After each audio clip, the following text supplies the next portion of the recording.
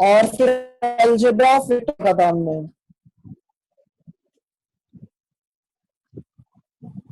अच्छा एमसीक्यू रुक बताता हूँ।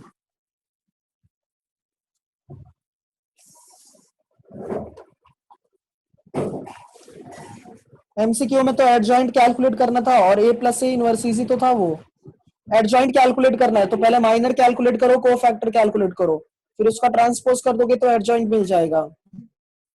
और ए प्लस ए इनवर्स था ना, तो इनवर्स कैलकुलेट करने के लिए A upon determinant of A into adjoint होता था, वो इजी है।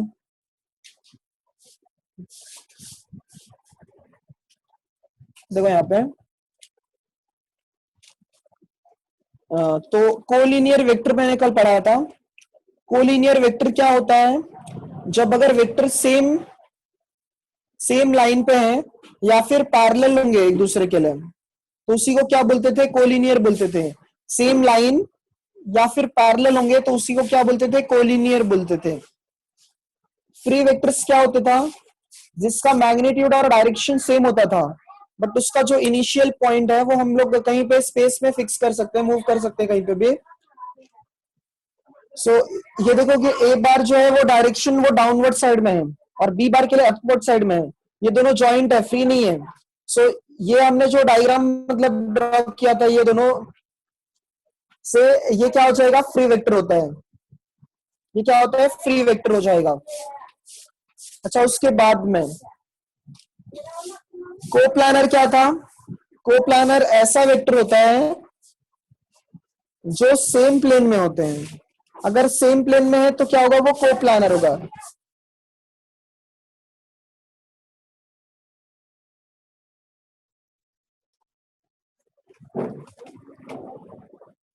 अगर सेम प्लेन में है स्टूडेंट तो वो क्या होगा, कोप्लानर होगा। अगर कोप्लानर के लिए कंडीशन क्या होता है, जो उसका बॉक्स प्रोडक्ट या फिर स्केलर ट्रिपल प्रोडक्ट इसको बोलते हैं, इसको और भी एक नाम बोला जाता है स्केलर ट्रिपल प्रोडक्ट। सो कोप्लानर के लिए ऐसा कंडीशन होता है, सेम प्लेन में होना चाहिए, सेम प्लेन में होगा तो उसी को क्या बोलते हैं, कोप्लानर बोलते हैं। या फिर पैरेलल प्लेन में भी हो सकता है। पैरेलल प्लेन अभी यहाँ पे तो 3 डायमेंशनल में वो ड्रॉ नहीं कर सकते, बट अगर सेम प्लेन में है या फिर सेम पैरेलल प्लेन में भी है तो उसी को क्या बोलते हैं हम लोग यहाँ पे, कोप्लानर बोलते हैं। और उसके लिए डिटरमिनेंट का वैल्यू क्या होता है, इक्वल टू 0 होता है। अच्छा स्केलर मल्टीप्लीकेशन था। सो अलजेब्रा ऑफ वेक्टर्स में स्टूडेंट फर्स्ट था स्केलर मल्टीप्लीकेशन। स्केलर मल्टीप्लीकेशन क्या होता है, जब हम किसी वेक्टर को किसी कांस्टेंट टर्म के साथ में मल्टीप्लाई करते हैं, वेक्टर को अगर कांस्टेंट टर्म के साथ मल्टीप्लाई करोगे तो वो क्या होता है, स्केलर होता है। सो हमने यहाँ पे लिखा ए बार एक गिवन वेक्टर है और के क्या है, स्केलर मल्टीप्लीकेशन है। सो उसको कैसे लिखोगे, के टाइम्स ऑफ ए बार। हम लोग मैग्नीट्यूड में लिखना है तो ऐसे लिख सकते हैं, सेम डायरेक्शन में होगा अगर पॉजिटिव है कांस्टेंट टर्म, कि अगर कांस्टेंट टर्म है और यहाँ पे अगर ये पॉजिटिव है इसका मतलब सेम डायरेक्शन में होगा, बट कि अगर नेगेटिव होगा तो इसका मतलब अपोजिट डायरेक्शन में होगा। यूनिट वेक्टर के लिए क्या फॉर्मूला लिखा था हमने, ये लास्ट ईयर आप लोगों ने देखा रहेगा कि वेक्टर का जो फॉर्मूला होता है वो क्या होता है, मैग्नीट्यूड इनटू यूनिट वेक्टर होता है। सो यूनिट वेक्टर हमें कैलकुलेट करना है तो एक बार इक्वल्स टू क्या होता है, magnitude into unit vector. So unit vector का फॉर्मूला क्या मिला, ए बार अपॉन मैग्नीट्यूड ऑफ ए बार। अच्छा एडिशन के लिए 2 लॉस थे,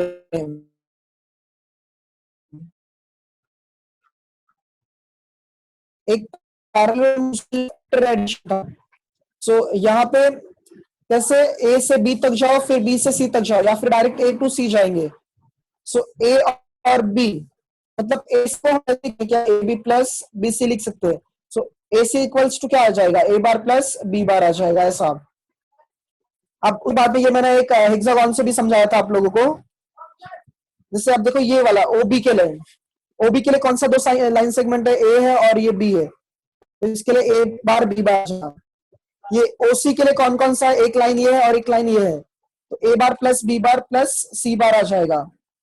फिर नेक्स्ट ये लाइन के लिए ओडी के लिए, ओडी के लिए कौन सा, ये साइड है और ये एक साइड है, तो ए bar plus B bar plus सी बार प्लस डी बार आ जाएगा, ठीक है।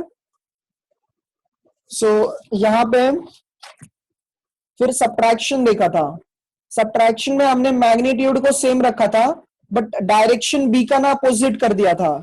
सो ये जो बी डी बार है वो क्या हो जाएगा, माइनस बी बार हो जाएगा। सो ए से बी तक का क्या है, यहाँ पे पोजीशन वेक्टर ए बार है, फिर बी से डी तक क्या है, माइनस बी बार है, तो इसका जो होगा वो इन दोनों का एडिशन होता है। तो ए बार प्लस ये साइड का क्या है, माइनस बी बार है, सो माइनस बी बार, तो ये पूरा क्या हो जाएगा, ए बार माइनस बी बार, ठीक है। ये मैंने बताया था आप लोगों को। अच्छा उसके पहले ना हम देख लेते हैं यहाँ पे कि जो वेक्टर है इसमें मतलब रिप्रेजेंट कैसे करना है, यूनिट वेक्टर कैसा रहता है। अब ये 3 डायमेंशनल ज्योमेट्री में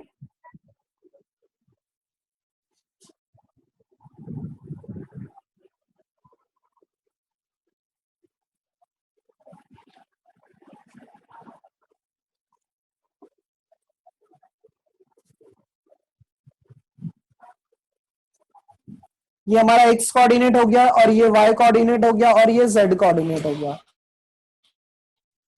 ठीक है।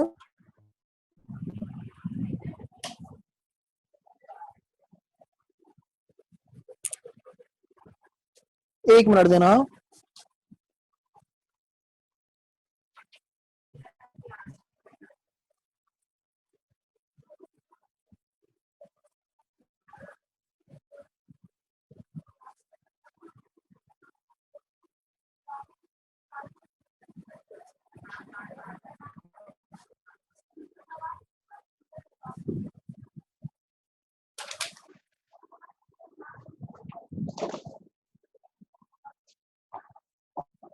एक मिनट।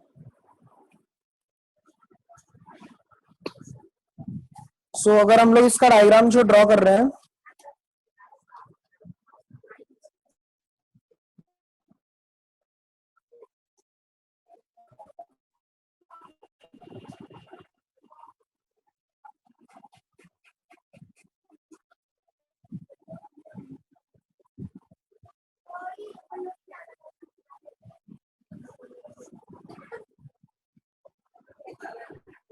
एक ग्रुप में बना रहे हैं,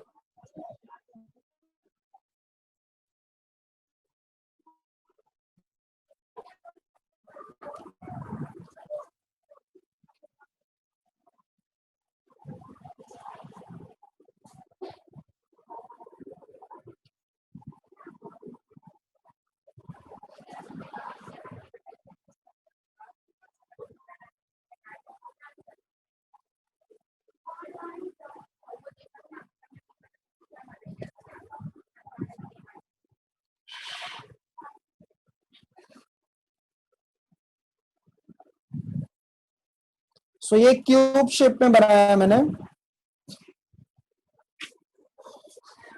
सो अगर इसके पॉइंट ऑफ इंटरसेक्शन अगर देखोगे,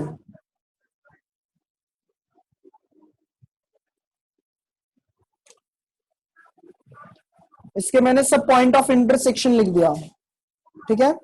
सो ये साइड में देखोगे 4 है, 1 2 3 4 पॉइंट है, और यहाँ पे 1 2 3 4 है, मतलब 8 वर्टेक्स में मिलेंगे, 8 वर्टाइसेस मिलेंगे। अब यहाँ पे फर्स्ट जो है वो ये जहां पे सब कोऑर्डिनेट्स मिलते हैं, एक्स और वाई और जेड, जहां पे सब मिलते हैं वो हमारा ओरिजिन होता है। वो कौन होता है, ओरिजिन होता है।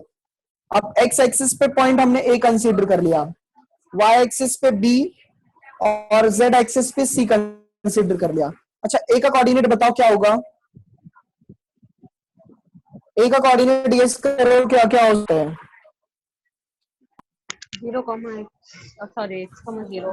सिंपल, ए कौन सा एक्सिस पे है, एक्स एक्सिस पे है, वैसे ही 3D में भी है।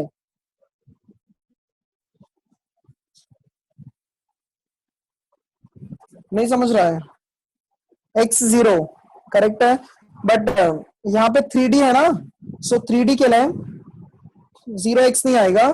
देखो जो हमारा x विराम करेक्ट है, अब ये 3D है ना, तो 3D में ये जो 3D है इसमें x एक्सिस पे है, इसलिए x का कोऑर्डिनेट होगा, बट y और z कोऑर्डिनेट क्या होगा, 0 0 हो जाएगा, क्लियर हुआ? ये ए का जो ये ए कौन से एक्सिस पे है? एक्स एक्सिस पे है। सो एक्स एक्सिस पे एक्स कोऑर्डिनेट होगा, बट वाई और जेड कोऑर्डिनेट क्या होगा? 0 0। सेम वैसे बी के लिए, बी कौन सा एक्सिस पे है? वाई एक्सिस पे है। सो इसका कोऑर्डिनेट क्या होगा? 0 वाई 0। जेड के लिए क्या हो जाएगा? मतलब सी के लिए 0 0 जेड। ठीक है, तो यहाँ पे 3 वर्टेक्स का हमने कोऑर्डिनेट लिख दिया। अब कुछ और टर्म्स यहाँ पे कंसीडर करते हैं। जैसे फर्स्ट ये पॉइंट P आ गया, ये Q, ये R और ये S आ जाएगा। सो P का कोऑर्डिनेट देखो कैसे निकालेंगे। P का कोऑर्डिनेट, अच्छा ये जो क्यूब दिख रहा है, ये जो लेंथ होगा वो किसके इक्वल होगा? इसके लिए इक्वल होगा। का जो लेंथ का होगा OC का लेंथ होगा। ध्यान से देखो 3 डायमेंशनल में AP का जो लेंथ होगा वो किसके इक्वल होगा? OC के इक्वल होगा। और OA का जो लेंथ होगा, OA का लेंथ किसके इक्वल होगा? PC के इक्वल होगा। ठीक है, अच्छा PQ का लेंथ किसके इक्वल होगा? CR के इक्वल होगा। करेक्ट है मोहम्मद।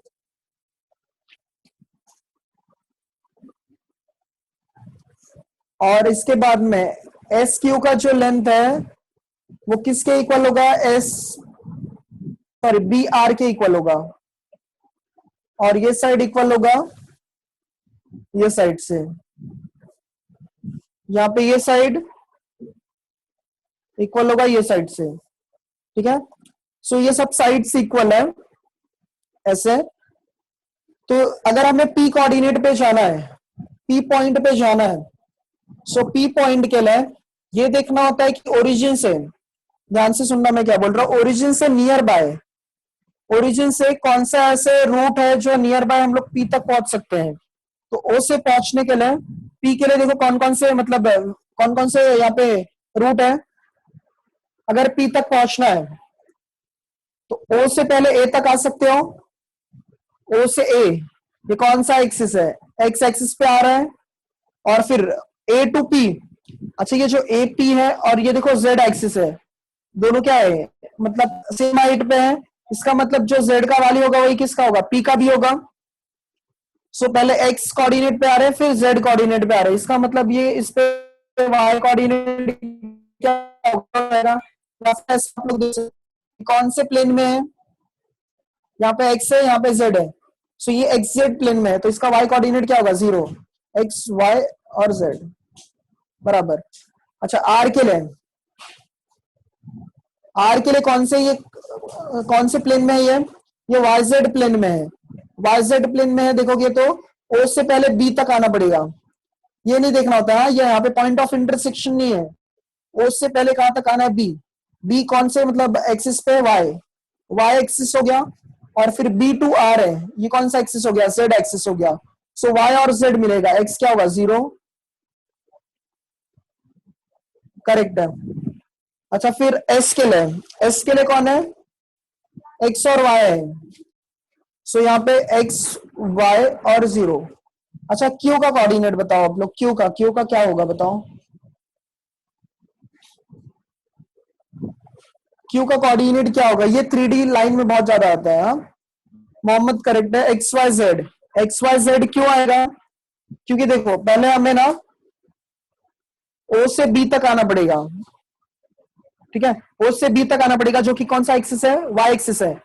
फिर B से S तक आना पड़ेगा, ये कौन सा एक्सिस हो जाएगा यहाँ पे? मतलब देखोगे B से S, ये और ये भी पैरेलल है, तो इनका कोऑर्डिनेट भी सेम होगा। सो पहले हमने O से B तक आया, फिर B से S तक आया। सो Y कोऑर्डिनेट हो गया, X कोऑर्डिनेट हो गया, और ये कौन सा कोऑर्डिनेट होगा? Z coordinate. सो यहाँ पे तीनों कोऑर्डिनेट मिलेंगे, X Y Z। ये जो पॉइंट होता है इसको हम लोग स्पेस में बोलते हैं। ये पॉइंट जो है वो स्पेस में है, क्योंकि तीनों कोऑर्डिनेट वहां पे मिल रहे हैं। सो ये कोऑर्डिनेट एक्सेस हमने कैलकुलेट कर लिया। ये जो मतलब डायग्राम है सेम 3D और मतलब सॉरी लाइन एंड प्लेन में भी आएगा। ये बताने का सिर्फ ये मत था स्टूडेंट, यहाँ पे जो हम पॉइंट्स वगैरह प्लॉट करते हैं यहाँ पे, क्योंकि हमें 3D में भी देखना होगा कुछ एग्जांपल्स वगैरह, जो पॉइंट्स वगैरह प्लॉट करते हो, जैसे अगर हमने पूछा कि 4 5 6 को 4 5 6 को अगर हमने बोला कि रिप्रेजेंट करो, सो 4 5 6 को कैसे रिप्रेजेंट करोगे? एक्स पे कितना यूनिट डिस्टेंस? 4 यूनिट, ठीक है। एक्स पे कितना यूनिट डिस्टेंस? 4 यूनिट। वाई पे कितना यूनिट? 5 यूनिट। ये वाई के लिए हो जाएगा, पहले एक्स पे 4 आया, वाई पे 5 आ जाएगा, ये डिस्टेंस 4 हो गया, ये डिस्टेंस 5 हो गया। जेड के लिए कितना है? 6 है, तो ये ऐसा हो जाएगा। तो ये पॉइंट यहाँ पे मिलेगा, देख रहे हो? 4 5 6 नहीं समझा ये?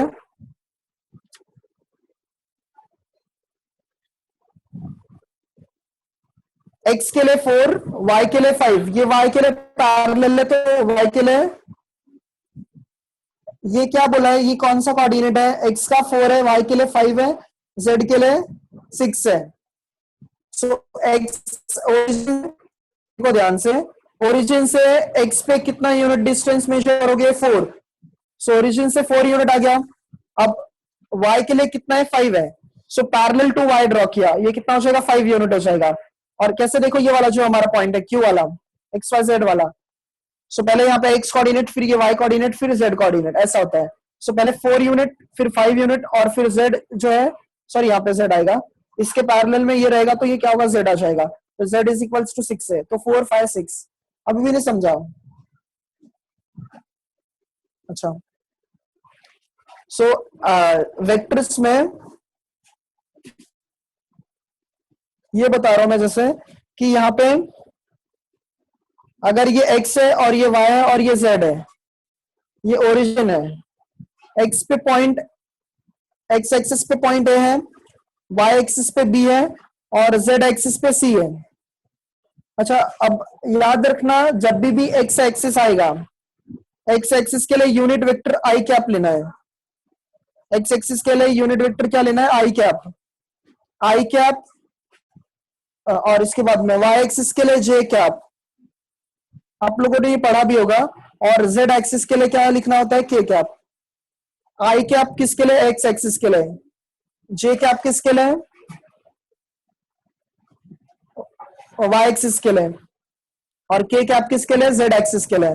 सो अगर देखो, ये a बार है, a बार है, और अगर ये b बार है और ये c बार है, ये सिर्फ मैं एग्जांपल बता रहा हूं, ये ऐसा ही क्यों होता है यहाँ पे।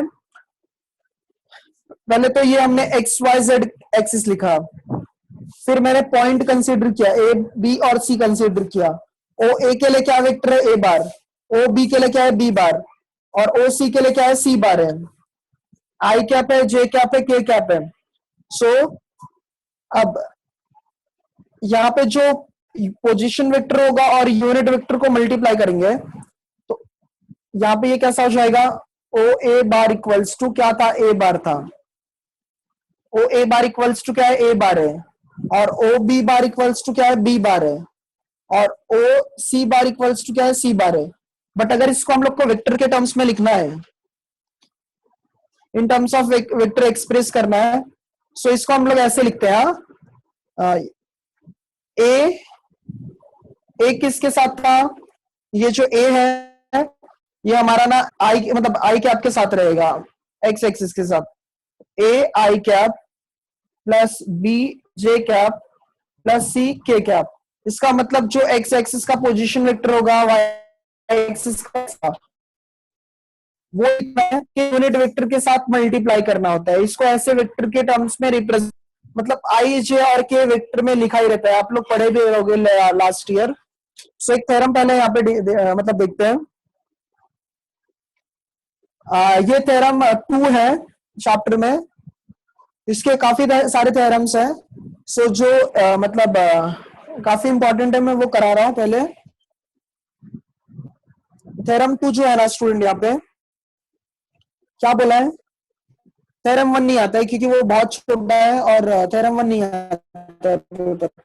Late A bar and B non collinear vectors. Non collinear मतलब क्या है? सेम लाइन पे नहीं होंगे, सेम लाइन पे भी नहीं होंगे और पैरेलल भी नहीं होंगे। एक बार रिपीट करता हूं, यहाँ पे क्या बोला है? ए बार और बी बार क्या है? नॉन कोलिनियर है। सो स्टूडेंट, यहाँ पे नॉन कोलिनियर का मतलब क्या है? नॉन कोलिनियर का मतलब है कि ये वेक्टर्स जो है वो सेम लाइन में भी नहीं है और एक दूसरे से पैरेलल भी नहीं है। सो हम लोग ऐसा एक वेक्टर ड्रॉ करते हैं। ए बार के लिए कंसीडर करो ये है, ए बार है और दोनों पैरेलल नहीं है, और बी बार के लिए यहाँ पे ये ऐसा है, जहां पे इंटरसेक्ट किया समझ लो वो ए है।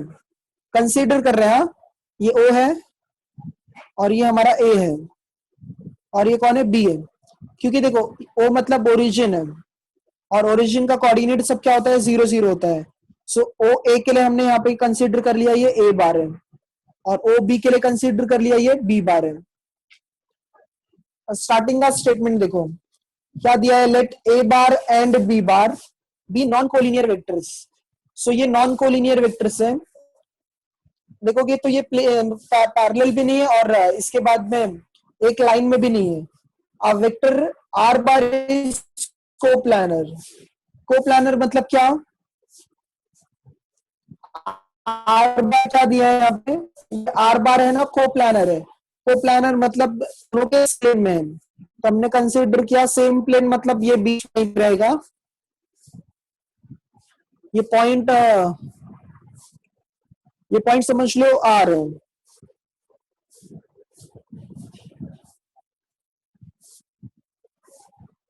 ठीक है। सो अगर इसको हम लोग ज्वाइन करते हैं तो ये क्या होगा, आर बार। देखो ओ ए के लिए ए बार, ओ मतलब ओरिजिन, ओ ए के लिए ए बार, ओ बी के लिए बी बार, ओ आर के लिए आर बार, ठीक है।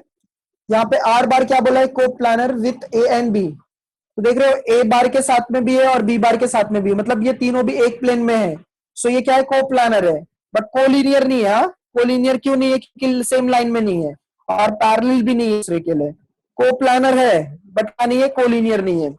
अच्छा, अगर ये तभी होगा को प्लानर, बट कंडीशन क्या दिया है, if there exist unique scalars T1 and T2 such that R1 equals to, मतलब ना ए बार के साथ में T1 को मल्टीप्लाई किया, स्केलर मल्टीप्लीकेशन।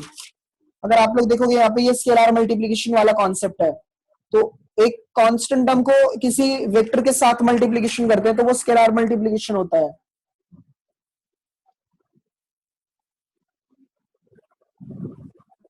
नहीं, सी बार नहीं लेना है, क्योंकि यहाँ पे क्वेश्चन है ना आर बार होना चाहिए। क्वेश्चन में ए बार बी बार ही है, सी बार नहीं है।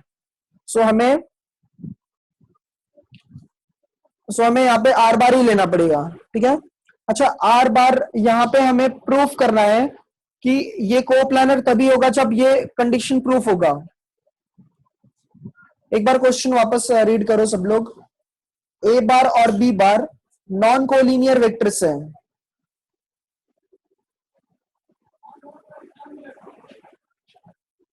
ठीक है। ए बार बी बार क्या है, नॉन कोलिनियर वेक्टर्स है। A vector R bar is coplanar with A bar and B bar. R bar coplanar तभी होगा जब ए बार और बी बार, मतलब ए बार और बी बार के कोप्लानर तभी होगा जब यहाँ पे यूनिक स्केलर मल्टीप्लीकेशन आएगा और आर बार का जो वैल्यू है वो इसके इक्वल होगा। आर बार किसके इक्वल होना चाहिए, T1 ए bar plus T2 B bar. तो अगर आप ध्यान से देखोगे तो ट्राइंगल ऑफ पैरेललोग्राम लॉ अगर हम लोग पे यूज करते हैं, पैरेललोग्राम लॉ कैसे यूज हो जाएगा, अगर ये हम लोग इमेजिनरी लाइन ड्रॉ किया,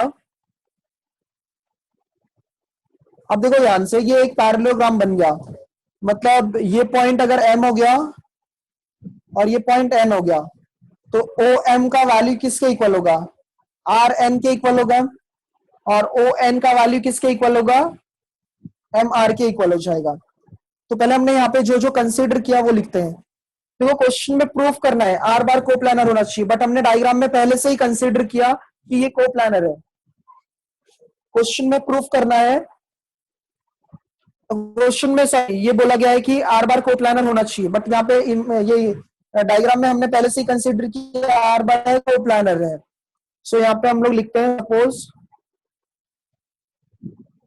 सपोज यहाँ पे आर बार क्या है, कोप्लानर है। सॉरी,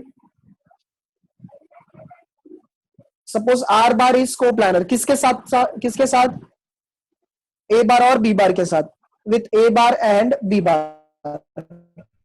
फर्स्ट स्टेटमेंट है, हमने ये कंसिडर किया आर बार जो है वो को प्लानर है ए बार और बी बार के साथ। क्यों? क्योंकि हमें ये प्रूफ करना है कि यूनिक स्केलर मल्टीप्लीकेशन होना चाहिए। टू शो दैट, ये क्यों कंसिडर किया हमने, यहाँ पे ये लिख रहे हैं, to show that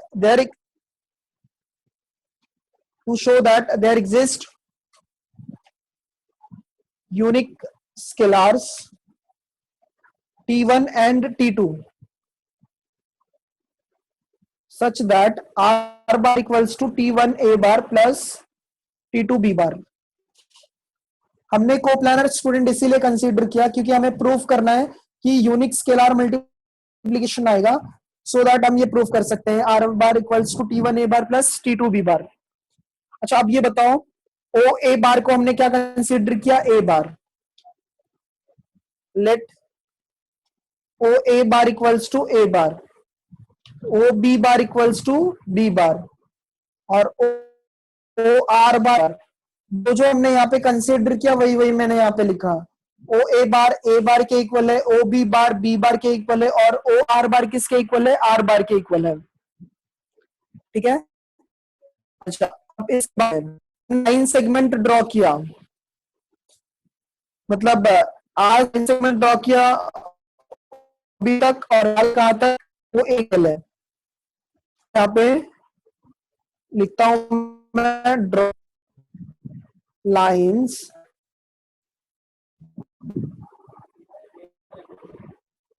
parallel to, एक लाइन ओबी के पैरेलल में ड्रॉ किया मैंने, ओबी के, देखो ये ओबी के पैरेलल में कौन सा लाइन है, आरएम है, parallel to OB and meeting O A in M. Repeat करता हूं मैंने ड्रॉ किया लाइन जो पैरेलल होगा किसके, ओबी के, ओबी के पैरेलल में कौन है, आरएम है, वो ओ ए पे कहां पे, कौन से पॉइंट पे मिल रहा है, एम पे मिल रहा है, तो यहाँ पे meeting O A in point M. अब इसके बाद parallel two O A draw किया, पैरेलल टू ओ ए। अच्छा देखो ये किसके पैरेलल है, ओ ए में है, और कौन से पॉइंट मिल रहा है, एन पे मिल रहा है, कौन से, मतलब यहाँ पे ओबी पे, meeting O B in N. अब तक देखो कुछ डाउट है क्या आप लोगों को? हमने पहले से ही कंसीडर किया ये कोप्लानर है। क्यों? क्योंकि यहाँ पे हमें प्रूफ करना है कि ये स्केलर मल्टीपल होता है T1 और T2 के लिए। So R1 equals to T1 A bar plus T2 B bar, O A bar equals to A bar, O B bar equals to B bar, O R equals to R bar. अच्छा, तो हम लोग यहाँ पे लिखते हैं, ये देखो ओ एम और ए जो है ये क्या है, कोलिनियर है ना, ओ एम ए क्या है, कोलिनियर है। तो जब पूरा यहाँ पे कंप्लीट ओ ए जो है वो ए बार है, और ये ओ कोलिनियर पॉइंट्स है ओ एम ए, देयरफॉर यहाँ पे O M A R collinear points. So collinear points जब भी होते हैं ना, तो स्केलर मल्टीप्लिकेशन जरूर आता है। टोटल ओ ए का डिस्टेंस कितना था, ए बार था, सो सिर्फ इतने पार्ट का डिस्टेंस अगर हम कैलकुलेट करेंगे ना ओ एम के लिए, तो जितना पूरा यहाँ पे वेक्टर होगा, टोटल क्या था, ओ ए के लिए ए बार था, सो ए बार लिखा यहाँ पे, ओ ए के लिए क्या था, ए बार था, तो इसका सिर्फ ये पार्ट हमें चाहिए, ओ एम चाहिए, सो ओ एम के लिए भी ए बार होगा, बट यहाँ पे कुछ स्केलर मल्टीप्लिकेशन आते हैं, मतलब T1 आ जाएगा, T1 आ जाएगा। जो स्केलर मल्टीप्लिकेशन होता है और जो वेक्टर होता है उसको मल्टीप्लाई कर देंगे तो वो पर्टिकुलर यहाँ पे पोजीशन वेक्टर मिल जाता है। तो ओ एम के लिए क्या आ जाएगा, T1 A बार। अच्छा, अब वैसे ही ओ एन बी भी क्या है, कोलिनियर है, O and R collinear points. So अब टोटल कितना है, बी बार है, हमने यहाँ पे स्पेसिफाई भी किया है O B bar equals to B bar है। सो ओ एन जो है, क्यों हमने इतना ही कैलकुलेट कर रहे हैं, क्योंकि जो है ना ये पैरेललोग्राम लॉ की वजह से हमने एक्स एक्सिस के लिए भी और ये मतलब समझ लो वाई एक्सिस के लिए भी फाइंड कर लिए। अब ये क्या हो जाएगा, ओ एन इक्वल्स टू, बताओ क्या ओ एन क्या आ जाएगा, ओ एन के लिए वेक्टर क्या है, बी बार है, और स्केलर मल्टीप्लीकेशन क्या है, करेक्ट है, ओ एन जो है उसके लिए क्या है यहाँ पे बी बार है, और जो स्केलर मल्टीप्लीकेशन होता है क्योंकि ये कोलिनियर पॉइंट्स है, सो जब कोलिनियर होंगे तो स्केलर मल्टीप्लीकेशन जरूर आता है। सो ये क्या हो जाएगा, टी टू बी बार आ जाएगा। सो यहाँ पे लिखते हैं हम लोग, अब इसमें हम लोग triangle law of vector addition या पैरेललोग्राम लॉ यूज कर लो। तो आर बार चाहिए था ना हमें, बराबर आर बार चाहिए हमें, so O R by parallelogram law of vector addition,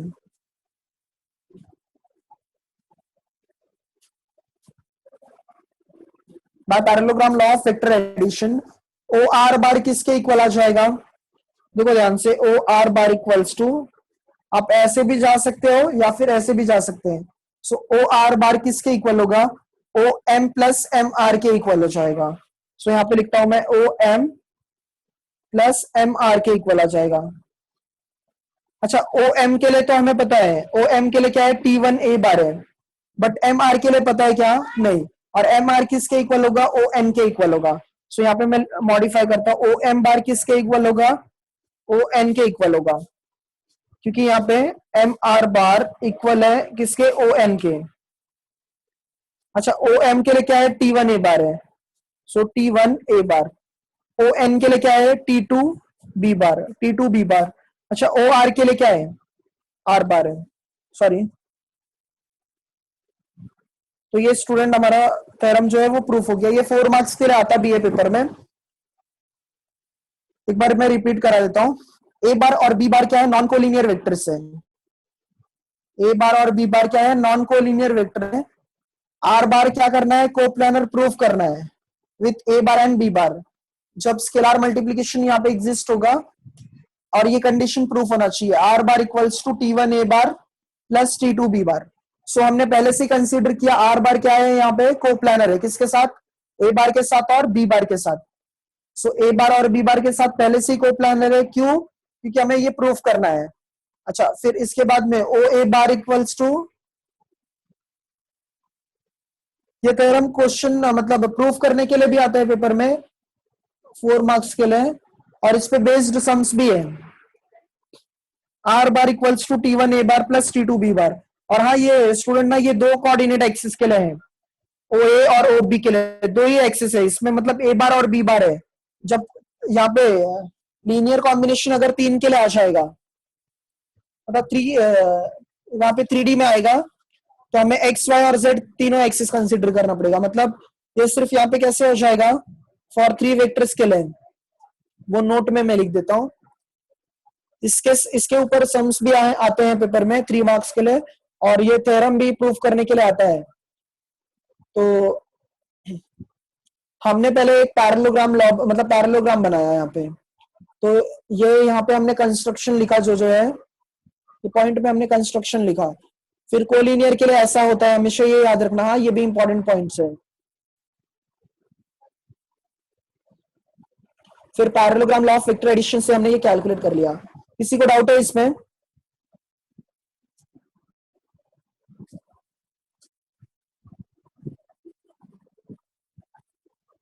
कुछ डाउट है तो पूछ लो।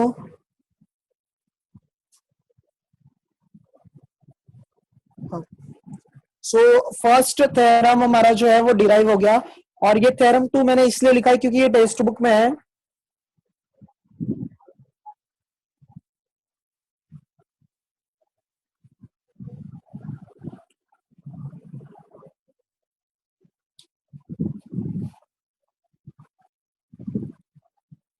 एक दो सम्स मैं करा देता हूं आज।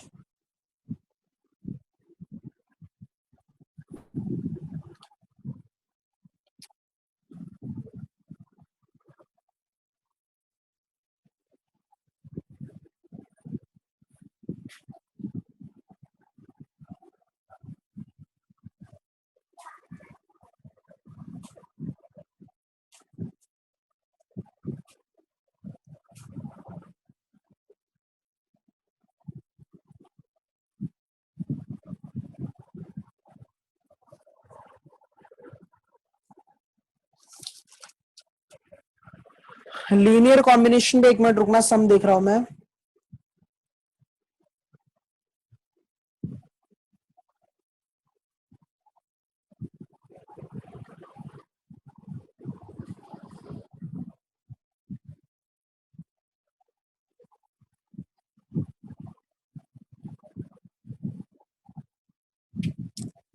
और मैंने आप लोगों को बताया नोट में, जब अगर 3 एक्सिस होगा, मतलब एक्स भी होगा, वाई भी होगा, और यहाँ पे जेड एक्सिस भी होगा, सो वहां पे तो हमें कैसे T1 ए बार, T2 बी बार, T3 सी बार आ जाएगा, ये याद रखना। इस बार ये चैप्टर में काफी चेंजेस है, हाँ काफी चेंजेस है, पहले से तो बहुत ज्यादा चेंजेस है इस बार।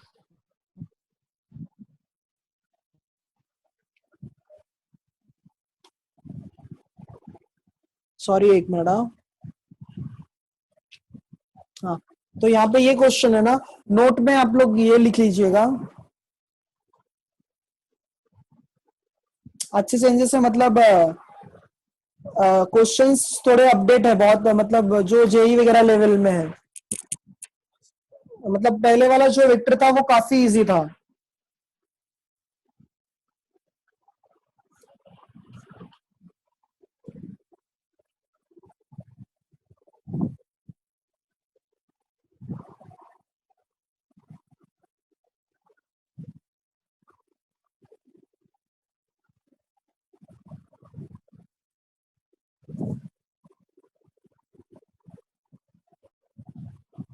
थ्योरम का नाम जो है ऐसा कुछ है नहीं, यहाँ पे लीनियर कॉम्बिनेशन के लिए पूछा जाता है, इसको लीनियर कॉम्बिनेशन बोला जाता है। ये लीनियर कॉम्बिनेशन के लिए स्टेटमेंट आएगा। कौन सा कांस्टेंट टर्म है? कांस्टेंट टर्म क्या?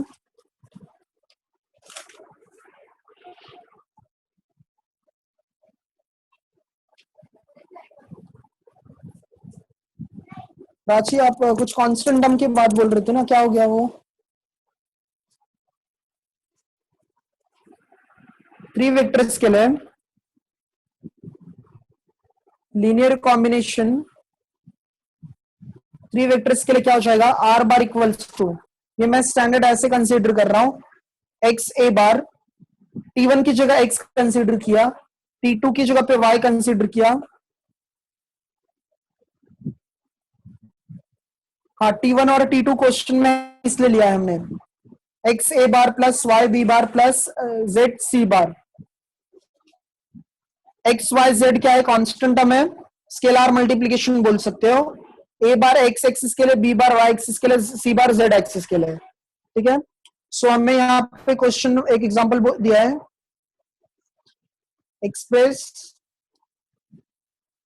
Express I minus I cap minus 3j cap plus 4k cap as the linear combination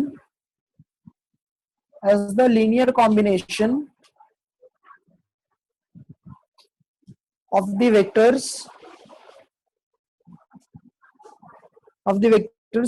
2i cap plus j cap minus 4k cap, 2i cap minus j cap plus 3k cap and 3i cap plus j cap minus 2k cap। So question read करो एक बार, यहाँ पे 1 minute, क्या बोला गया है? Express करना है minus I cap minus 3j cap plus 4k cap as a linear combination. अच्छा, ये अगर इसको स्टेटमेंट को रीड करोगे तो इसको क्या बोलोगे? मतलब बोलेंगे कि इसको आर बार क्या है? लीनियर कॉम्बिनेशन है, किसके लिए? ए बार बी बार सी बार के लिए। ओके सर,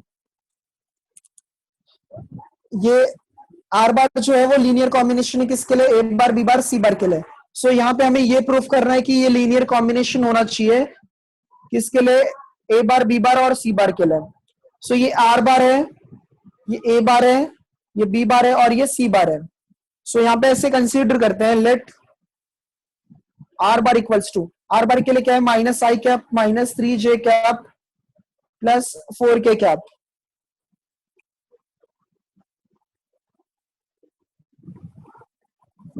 एक्सप्रेस करना है, प्रूफ नहीं करना है। Express as a linear combination, मतलब ऐसे टर्म्स में हमें एक्सप्रेस करना है। आर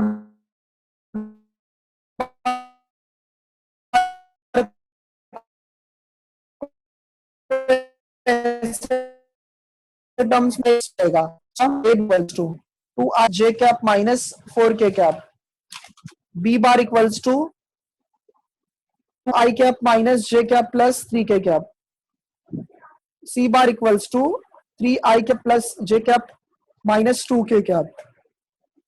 सो लीनियर कॉम्बिनेशन के लिए अगर 3 वेक्टर्स होंगे, ये देखो ए बार बी बार सी बार तीनों है, सो यहाँ पे लिखोगे R bar equals to X A bar plus Y B bar plus Z C बार।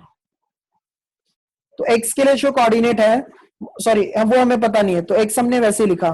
ए बार के लिए बताओ क्या है, ए बार के लिए 2i कैप है प्लस जे कैप है माइनस 4k कैप है प्लस y। बी बार के लिए क्या है, 2i cap minus J cap plus 3k cap, और जेड सी के लिए क्या है, 3i cap plus J cap minus 2k cap. ये साइड में आर बार के लिए minus I cap minus 3k cap plus 4k cap.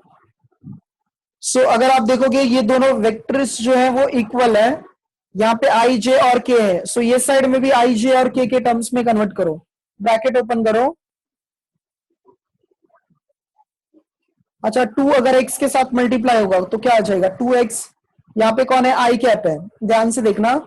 अच्छा ये आई कैप का सब टर्म साथ में लिखते हैं, सो 2 इंटू एक्स क्या हो जाएगा, 2x आई कैप है, 2 इंटू वाई क्या हो जाएगा, 2y आई कैप है। सो दूसरे में क्या मिलेगा, 2y, मैं डायरेक्ट लिख रहा हूं लास्ट में। 3 इंटू जेड क्या हो जाएगा, 3z। सब टर्म्स में कॉमन क्या मिलेगा, आई कैप। समझा इतना, एक्स के लिए हो गया, यहाँ पे भी एक आई कैप के लिए हो गया, और यहाँ पे भी आई कैप के लिए, सब में आई कैप कॉमन है तो आई कैप यहाँ पे प्लस जे कैप के लिए एक्स इंटू 1 क्या हो जाएगा, एक्स हो जाएगा, वाई इंटू माइनस 1 क्या होगा, माइनस वाई हो जाएगा, जेड इंटू 1 क्या होगा, जेड हो जाएगा। सब में कॉमन क्या है, जे कैप है। लास्ट के लिए -4 इंटू एक्स क्या होगा, प्लस प्लस ब्रैकेट के बाहर प्लस लिखना, अंदर माइनस लिखना, -4x हो जाएगा प्लस 3y हो जाएगा और -2z हो जाएगा। ये क्या होगा, के कैप है। ये साइड में minus I cap minus 3j cap plus 4k cap. तो अब ये देखो आई कैप का पूरा टर्म है, ये जे कैप के लिए और के कैप के लिए, इक्वेट करो by equating both the sides. So I cap equal होगा आई कैप के साथ, आई कैप क्या है, 2x plus 2y plus 3z, किसके इक्वल होगा, -1 के। फर्स्ट इक्वेशन बन गया। नेक्स्ट क्या है, x minus Y plus Z, ये किसके इक्वल होगा, -3 के। ये सेकेंड इक्वेशन बन गया। Last equation -4x plus 3y minus 2z, ये किसके इक्वल होगा, +4 के। ये 3 इक्वेशन मिलेंगे। अच्छा ये 3 इक्वेशंस मिल रहे हैं, हमें as a linear combination express करना है। सो हमें ए बार बी बार सी बार तो पता है, बट क्या नहीं पता है, एक्स वाई जेड। सो एक्स वाई जेड का हम लोग ये इक्वेशंस को साइमल्टेनियस सॉल्व करके मिलेगा। साइमल्टेनियस मतलब कैसे, क्रैमर्स रूल से। सो क्रैमर्स रूल आप लोगों को पता भी होगा, और अगर नहीं पता होगा तो कल के लेक्चर्स में मैं आप लोगों को बता दूंगा। ठीक है, आज का कुछ डाउट है क्या, आज वैसे कॉन्सेप्ट वगैरह काफी ज्यादा था, सो ज्यादा कवर नहीं हुआ, कुछ डाउट है।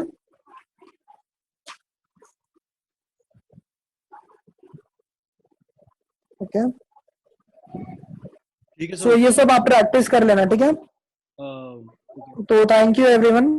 ठीक है सर, फिर and accordingly will get it done.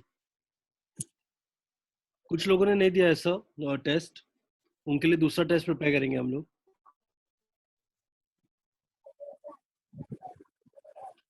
Anyway, thank you everybody. Join for the 12:30 lecture. Thanks.